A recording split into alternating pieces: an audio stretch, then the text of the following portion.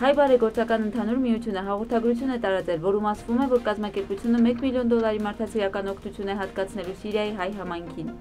Օգնությունը հատկացվելու է Հալեպի, Դամասկոսի և Կամիշլիի կենտրոններին, աշխատանքները համակարգելու համար, որպեսզի օգնություն ցուցաբերվի կարիք ունեցող ընտանիքներին, անկախ նրանց գտնվելու վայրից։ Կենտրոնները նաև պատրաստ են տեղավորել այն սիրիահայերին, ովքեր ստիպված կլինեն լքել իրենց տները։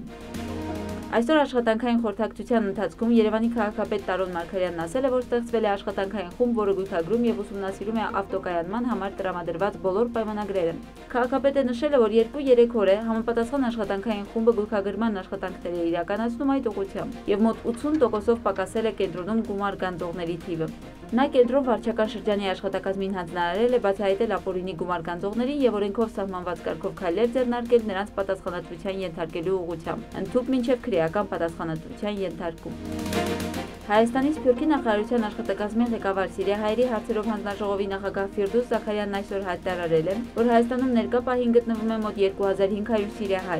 Նրանց թիվն առաջիկայում կավելանա ևս 500-ից 600-ով, սակայն մեծամասնությունը անկասկած կվերադառնա Սիրիա։ Հայաստանում ընդմիշտ մնալ նախատեսում է 50-ից 60 ընտանիք, հենց այդքան մարդ է դիմել Սփյուռքի նախարարությունը Հայաստանում կացարան ստանալու համար։ Արգածոտնի Մարզիթալին քաղաքում տեղի ունեցած տեղական ինքնակառավարման մարմինների ընտրությունում նախնական տվյալով քաղաքապետ է ընտրվել Հանրապետական կուսակցության թեկնածու Սարգիս Արամյանը։ Բարգավաճ Հայաստան կուսակցության թեկնածու Վազգեն Խաչատրյանը եղել է երրորդը։ Գլխավոր պողոտայի տարածքում համազգային թատրոնի նոր շենքի կառուցումը կխախտի Երևանի գլխավոր հատակագիծ օրենքը։